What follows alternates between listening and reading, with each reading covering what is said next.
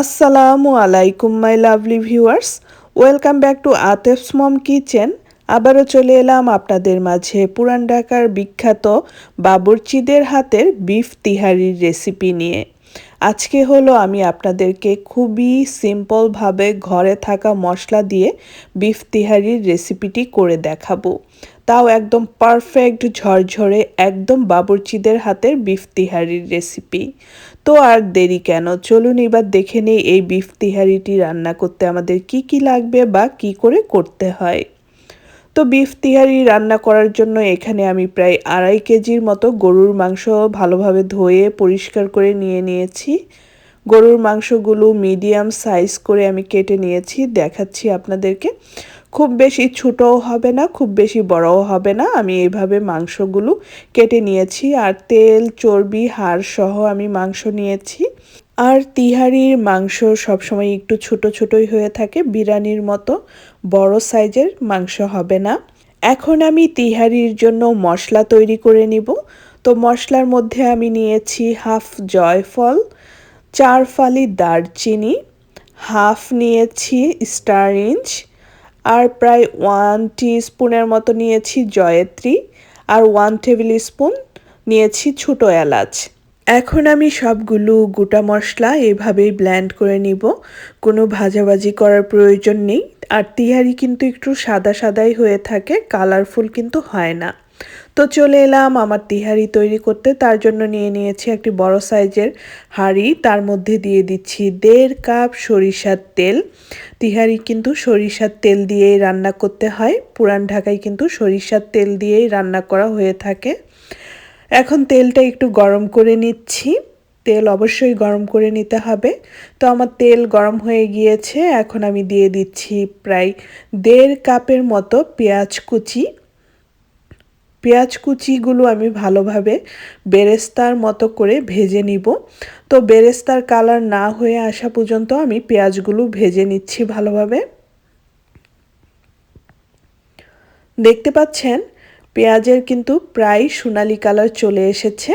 তো আমার পেঁয়াজ কিন্তু বেরেস্তার মতো করে ভাজা প্রায় হয়ে গিয়েছে। তো আমার পেঁয়াজ ভাজা হয়ে গিয়েছে, এখন আমি দিয়ে দিচ্ছি 1.5 টেবিল চামচ আদার পেস্ট, 1.5 টেবিল চামচ রসুনের পেস্ট। আদা রসুনের পেস্ট দেওয়ার পরে আমি প্রায় 30 সেকেন্ডের মতো হালকা একটু ভেজে নিচ্ছি আদা রসুনের পেস্ট। আদা রসুনে যে একটা কাঁচা স্মেল থাকে যেন সেটা চলে যায় তার জন্য। তো আদা রসুনের পেস্ট আমার প্রায় 30 সেকেন্ড ভাজা হয়ে গিয়েছে। এখন আমি দিয়ে দিচ্ছি আগে থেকে তৈরি করে রাখা তিহারির মশলা। তো তিহারির মশলা দেওয়ার পরেও আমি হালকা একটু ভেজে নিচ্ছি আদা রসুনের সাথে। তিহারির মশলা ভেজে নেওয়ার আরও একটি কারণ রয়েছে। যখন আমি তিহারির মশলা ব্লেন্ড করেছিলাম তখন কিন্তু আমি কাঁচাই ব্লেন্ড করেছিলাম, মশলা ভেজে নেইনি। সেই জন্য ভেজে নিচ্ছি যেন মশলার একটা কাঁচা স্মেল থাকে সেটা যেন চলে যায়, তার জন্য। তো এখন আমি দিয়ে দিচ্ছি 6-7টা কাঁচা মরিচ, 4টা আলু বোখারা, আর দিয়ে দিচ্ছি আগে থেকে ধুয়ে পরিষ্কার করে রাখা গরুর মাংস। তো গরুর মাংস দেওয়ার পরে আমি ভালোভাবে মশলার সাথে গরুর মাংস মিক্সড করে নিচ্ছি, দেখতে পাচ্ছেন। তো আমার ভালোভাবে গরুর মাংস মশলার সাথে মিক্সড করা হয়ে গিয়েছে। এখন আমি দিয়ে দিচ্ছি প্রায় 3 টেবিল স্পুনের মতো টক দই। ভালোভাবে টক দইটা আগে ফেটিয়ে নিয়েছি। 2 টেবিল স্পুন কাজু বাদাম বাটা, আপনারা চাইলে কাঠবাদাম বা চীনা বাদাম বাটাও দিতে পারবেন। আর বিফ তিহারি কিন্তু একটু সাদা সাদা কালারই হয়ে থাকে, তো আমি আর কোনো মশলা ব্যবহার করছি না। এই হলো বিফ তিহারির মশলা। তো এখন আমি আবারও সব কিছু ভালোভাবে মিক্সড করে নিচ্ছি মাংসর সাথে। দেখতে পাচ্ছেন টক দই, মাংস আর বাদাম বাটা। এখন আমি দিয়ে দিব স্বাদ অনুযায়ী লবণ। লবণের কোনো পরিমাপ বলছি না, আপনারা আপনাদের স্বাদ অনুযায়ী দিয়ে দিবেন। কেউ একটু লবণ কমও খেয়ে থাকে, কেউ একটু বেশিও খেয়ে থাকে, তো আপনারা আপনাদের পরিমাণ বুঝে দিবেন। তো আবারও লবণ দেওয়ার পরে গরুর মাংসের সাথে আমি ভালোভাবে লবণটাও মিক্সড করে নিচ্ছি নেড়ে দিয়ে। তো আমার লবণও ভালোভাবে মিক্সড করা হয়ে গিয়েছে গরুর মাংসের সাথে। এখন আমি ঢাকা দিয়ে প্রায় 5 মিনিটের মতো মিডিয়াম হাই হিটে রান্না করে নিচ্ছি। তো ফিরে আসছি 5 মিনিট পর। চলে এলাম আমি আবারও 5 মিনিট পর। তো দেখতে পাচ্ছেন মাংস থেকে কত পানি বের হয়েছে। তো আমি মাংসর পানিতেই কিন্তু মাংস রান্না করার চেষ্টা করব। আমি এক্সট্রা কোনো পানি ব্যবহার করব না। তো আবারও আমি 10 মিনিটের মতো ঢাকনা দিয়ে ঢেকে মিডিয়াম লো হিটে রান্না করে নিচ্ছি। ফিরে আসছি 10 মিনিট পর। চলে এলাম আমি আবারও 10 মিনিট পর। তো দেখতে পাচ্ছেন মাংসতে কিন্তু এখনও যথেষ্ট পানি রয়েছে। যেহেতু আমি মাংসতে কোনো এক্সট্রা পানি ব্যবহার করব না, সেহেতু আমি চুলাটা মিডিয়াম লো হিটে রেখে রান্না করছি, যেন আমার মাংসটা ভালোভাবে সিদ্ধ হয়ে যায়। এখন আমি আবারও ঢাকনা দিয়ে ঢেকে 10 মিনিটের মতো রান্না করে নিচ্ছি। ফিরে আসছি 10 মিনিট পর। চলে এলাম আমি আবারও 10 মিনিট পর। এর মাঝে আমি একবার নেড়ে দিয়েছি মাংস। আপনারা অবশ্যই নেড়ে দিবেন, তা না হলে নিচে থেকে পুড়ে যেতে পারে, যেহেতু মাংসর পানি কিন্তু প্রায় শুকিয়ে এসেছে। আর এভাবেই আপনারাও মিডিয়াম লো হিটে রান্না করার চেষ্টা করবেন, পানি না ব্যবহার করে এক্সট্রা। তো আমি আবারও ঢাকনা দিয়ে ঢেকে 10-12 মিনিটের মতো রান্না করে নিচ্ছি। তো ফিরে আসছি আবারও 12 মিনিট পর। চলে এলাম আমি আবারও 12 মিনিট পর। তো দেখতে পাচ্ছেন আমার মাংসর ঝোল কিন্তু একদম শুকিয়ে গিয়েছে। এর থেকে আর শুকানোর প্রয়োজন নেই। আমার মাংস আর তেল কিন্তু সেপারেট হয়ে গিয়েছে। আর এর মাঝে কিন্তু আমি 2-3 বার নেড়ে দিয়েছি। তো দেখতে পাচ্ছেন আমার মাংস কিন্তু একদম ভালোভাবে সিদ্ধ হয়ে গিয়েছে। তো এখন আমি চুলাটা অফ করে দিচ্ছি। আর বিফ তিহারির মাংস রান্না করতে আমার প্রায় 40 মিনিটের মতো সময় লেগেছে। আপনাদের এর থেকে কমও লাগতে পারে বা এর থেকে বেশি সময়ও লাগতে পারে।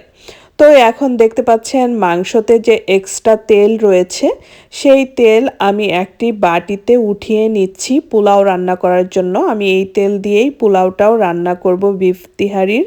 তো বিফ তিহারির পোলাও রান্না করার জন্য আমি বড় সাইজের একটি হাঁড়ি নিয়ে নিয়েছি। তার মধ্যে দিয়ে দিচ্ছি তিহারির মাংস থেকে উঠিয়ে রাখা সরিষার তেল। তো এই তেল দিয়েই আমি বিফ তিহারির পোলাওটাও রান্না করব। আর কোনো এক্সট্রা তেল ঘি ব্যবহার করব না। তো এখন আমি দিয়ে দিচ্ছি আগে থেকে ধুয়ে পরিষ্কার করে রাখা কালো জিরা চাল। আমি চালটা কিন্তু 30 মিনিট ভিজিয়ে রেখেছিলাম। তো চাল দেওয়ার পরে এখন আমি চাল ভালোভাবে এই তেলের মধ্যে ভেজে নিব। তার আগে আমি দিয়ে দিচ্ছি স্বাদ অনুযায়ী লবণ। লবণ দেওয়ার পরে এখন আমি বিফ তিহারির চাল ভালোভাবে ভেজে নিচ্ছি। বিফ তিহারির চাল যত ভালোভাবে ভাজা হবে, বিফ তিহারি কিন্তু তত বেশি ঝরঝরা থাকবে। তো এভাবে একটু সময় নিয়ে ভালোভাবে ভেজে নিতে হবে। এখন আমি দিয়ে দিচ্ছি আগে থেকে ধুয়ে পরিষ্কার করে রাখা 2 টেবিল স্পুনের মতো কিশমিশ। কিশমিশটা অবশ্যই ব্যবহার করবেন। কিশমিশ দিলে কিন্তু তিহারির স্বাদ অনেকটাই বেড়ে যায়। তো কিশমিশ দেওয়ার পরে দেখতে পাচ্ছেন আমি আবারও চালগুলো ভেজে নিচ্ছি। তো এখন আমি দিয়ে দিব 2 টেবিল স্পুন নিডো ব্র্যান্ডের গুঁড়ো দুধ। আপনারা যে কোনো ব্র্যান্ডের গুঁড়ো দুধেই দিতে পারেন। আর দিয়ে দিচ্ছি 10-12টা কাঁচামরিচ। তিহারি মানেই কাঁচামরিচ থাকবে। আর কাঁচামরিচের ফ্লেভারটা তিহারিতে অনেক বেশি ভালো লাগে। কাঁচামরিচ দেওয়ার পরে আমি আবারও বিফ তিহারির পোলাওয়ের চাল আরও একটু ভেজে নিচ্ছি। তো আমার পোলাওয়ের চাল ভালোভাবে ভাজা হয়ে গিয়েছে। এখন আমি 1 কেজি পোলাওয়ের চালের জন্য প্রায় 2 কেজি পানি দিয়ে দিব। আমি এই মেজারমেন্ট কাপ দিয়েই চাল নিয়েছি 4 কাপ। তো এই মেজারমেন্ট কাপ দিয়েই আমি 8 কাপ পানি দিয়ে দিচ্ছি। আমি এখানে কুসুম গরম পানি দিয়েছি। তো পানি দেওয়ার পরে এখন আমি আবারও ভালোভাবে পানির সাথে চালটা একটু নেড়ে মিক্সড করে নিচ্ছি, যেন সব কিছু সুন্দরভাবে মিক্সড হয়ে যায়, তার জন্য। তো ভালোভাবে আমার মিক্সড করা হয়ে গিয়েছে। এখন আমি ঢাকনা দিয়ে ঢেকে রান্না করছি 6 মিনিটের মতো। বলক না আসা পর্যন্ত আমি ঢাকনা দিয়ে এভাবে রান্না করে নিচ্ছি। ফিরে আসছি 6 মিনিট পর। চলে এলাম আমি আবারও 6 মিনিট পর। আমার পোলাওয়ের চালে ভালোভাবে বলক চলে এসেছে। এখন আমি নেড়ে দিচ্ছি, উপরের চালগুলো নিচে, নিচের চালগুলো উপরে, এভাবে নেড়ে দিতে হবে যেন সবগুলো চাল ভালোভাবে কুকড হয়ে যায়, তার জন্য। তো এখন আমি দিয়ে দিচ্ছি সামান্য একটু কেওড়া জল, হাফ টি স্পুনের মতো, আর সামান্য একটু গোলাপ জল অবশ্যই আপনারা দিবেন। এই কেওড়া জল গোলাপ জল দেওয়ার জন্য খুব সুন্দর তিহারিতে ফ্লেভার আসে। এখন দিয়ে দিচ্ছি আগে থেকে রান্না করে রাখা তিহারির গরুর মাংস। আমার পোলাওয়ের চাল যখন প্রায় 70% পর্যন্ত সিদ্ধ হয়ে গিয়েছে, তখন আমি তিহারির গরুর মাংসটা পোলাওয়ের চালের সাথে মিক্সড করে নিচ্ছি। আর আমি প্রথম 6 মিনিট কিন্তু আমার চুলাটা মিডিয়াম হাই হিটে রেখে রান্না করে নিয়েছি। আর দেখতে পাচ্ছেন আমার তিহারির গরুর মাংস চালের সাথে ভালোভাবে মিক্সড করা হয়ে গিয়েছে। এখন মিডিয়াম লো হিটে রেখে প্রায় 10 মিনিটের মতো আমি ঢাকনা দিয়ে ঢেকে রান্না করে নিচ্ছি। ফিরে আসছি 10 মিনিট পর। চলে এলাম আমি আবারও 10 মিনিট পর। তো দেখতে পাচ্ছেন আমার বিফ তিহারি কিন্তু প্রায় রান্না করা হয়ে গিয়েছে। এখন আমি আবারও হালকা করে একটু নেড়ে দিচ্ছি, উপরের চালগুলো নিচে, নিচের চালগুলো উপরে দিয়ে দিচ্ছি। আর এর মধ্যে আমি মাংসও ভালোভাবে তিহারির চালের সাথে মিক্সড করে নিচ্ছি। তো এখন আমি চারো সাইড থেকে চালগুলো মাঝখানে নিয়ে আসব, অনেকটা পাহাড়ের মতো করে। তো দেখতে পাচ্ছেন আমি এভাবে চালগুলো সব মাঝখানে নিয়ে এসেছি, অনেকটা দেখতে পাহাড়ের মতো করে নিয়েছি। তো এখন আমি সব শেষে যেটা করব, এখানে আমি দিয়ে দিব প্রায় 2 টেবিল স্পুনের মতো ঘি ছড়িয়ে দিব। এখানে চাইলে আপনারা কিন্তু সরিষার তেলও ব্যবহার করতে পারেন। তো আমি ঘি দিচ্ছি। তো এভাবে ঘি দিয়ে দিচ্ছি চারদিকে ছড়িয়ে। ঘি দেওয়ার পরে এখন আমি একদম চুলাটা লো হিটে রেখে আরও 10 মিনিটের মতো বিফ তিহারি দমে রেখে দিব। আপনাদের কাছে যদি কোনো মোটা লোহার তাওয়া থাকে, তাহলে কিন্তু আপনারা সেই লোহার তাওয়া পাতিলের নিচে দিয়ে রাখতে পারেন। তা না হলে বিফ তিহারি নিচে থেকে পুড়া লেগে যেতে পারে।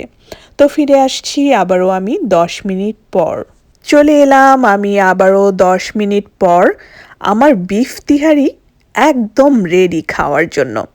দেখতে পাচ্ছেন কতটা ঝরঝরে আর পারফেক্ট হয়েছে। আর বিফ তিহারির স্মেলে আমার বাসা একদম মৌ মৌ করছে। সেই পুরান ঢাকার বিফ তিহারির স্মেল মনে হয় আমার ঘরে আজকে মৌ মৌ করছে। কি দেখতে পেলেন তো কত সহজে তৈরি হয়ে গেল ঘরে থাকা মশলা দিয়ে বিফ তিহারি। কেমন লাগলো আপনাদের এই বিফ তিহারির রেসিপিটি? আশা করি ভালো লেগেছে।